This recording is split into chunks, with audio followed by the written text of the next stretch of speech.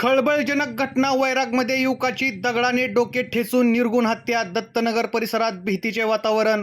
सोलापूर जिल्ह्यातील वैराग येथे आज शनिवार दिनांक 2 मे रोजी पहाटेच्या सुमारास एका 30 वर्षीय युवकाची दगडाने डोके ठेचून निर्घुण हत्या करण्यात आल्याची धक्कादायक घटना उघडकीस आली आहे. या घटनेमुळे संपूर्ण वैराग परिसरात मोठी खळबळ उडाली असून नागरिकांमध्ये भीतीचे वातावरण पसरले आहे. मिळालेल्या माहितीनुसार वैराग येथील नवीन मराठी प्राथमिक शाळा दत्तनगर या परिसरात ही घटना घडली. दिनेश दादासाहेब कापसे, अंदाजे वय वर्ष 30 असे मृत युवकाचे नाव आहे. अज्ञात आरोपींनी दिनेशच्या डोक्याच्या डाव्या बाजूला दगडाने गंभीर प्रहार करून त्याची हत्या केली.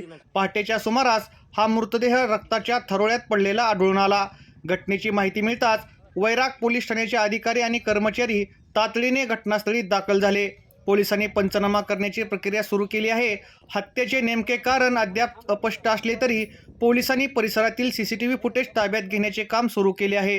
ही बातमी वाऱ्यासारखी शहरात पसरल्याने दत्तनगर परिसरात बघ्यांची मोठी गर्दी जमली आहे.